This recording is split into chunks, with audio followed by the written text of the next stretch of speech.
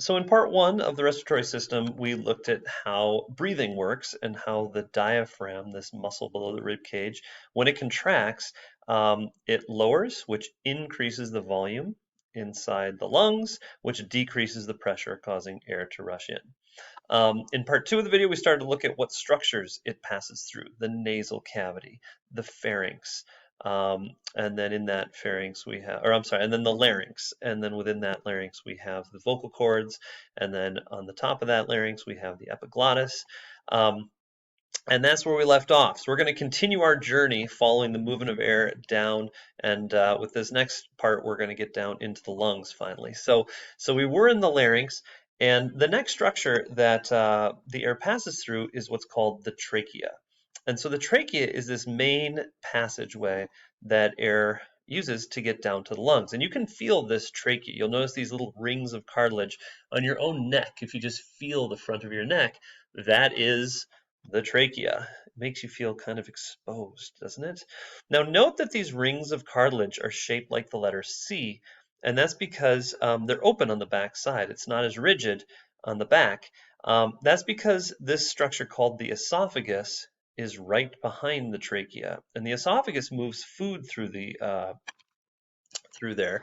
And so you can imagine as you're swallowing food, if you look at my picture in the corner there, the food kind of bulges the esophagus out as it passes through that little tube. And so you can imagine if food is bulging out, if that trachea were rigid all the way around, it would like poke the back of your trachea and be kind of weird. So being open allows food to kind of go and bulge in as it passes through this esophagus and not cause problems. So one little tidbit about the trachea, it is also lined with cilia that is designed to trap debris. So just like your nasal cavity has these cilia that trap debris, coated mucus, so too is the trachea. And then these cilia sweep that debris out. And so if you ever have that kind of deep loogie, that from way down in there, that's likely coming up from the trachea. Note also that smoking interferes with the action of these cilia. And so not only when you smoke are you introducing more debris into your lungs, you are also paralyzing the very system whose job it is to protect you from that debris. That's a double whammy, my friends, and foreshadowing to a video I'm going to have you watch soon. So the trachea, you can see as it comes down, the air moves down, it branches on its way to the lungs. And these little branches, those areas are called the bronchi.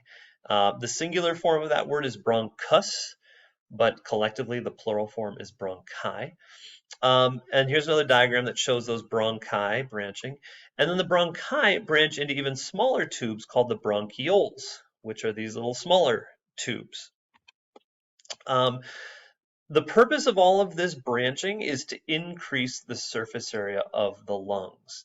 And so you can kind of see how we go from one big wide open tube to all these branches coming down. There's a lot of surface area there. That's the point of this. Before we dive down any further, let's just look at the lungs as a whole. So, the bronchioles, like when does the bronchiole end and the lung begin? Really, the bronchiole is part of the lung. So if you look at these lungs, you'll notice that there's two lobes, 1, 2 on the left side, but 3, 1, 2, 3 on the right. You can see these little dividing lines here. Why would that be? Well, there is a little organ that sits right about here that angles to the left. That organ is called the heart. And so that, for that reason, there's just less space for a third lobe on the left, and that's why.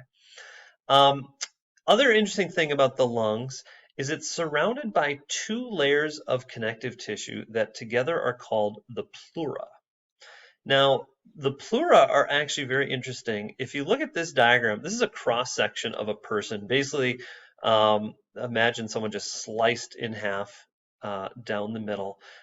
Here's their spinal cord, and then here's their right lung and their left lung. You'll notice that the 2 membrane layers that make up the pleura are highlighted. One is in blue and one is in purple. The blue layer attaches to the wall of the body cavity, and the purple layer attaches to the lung.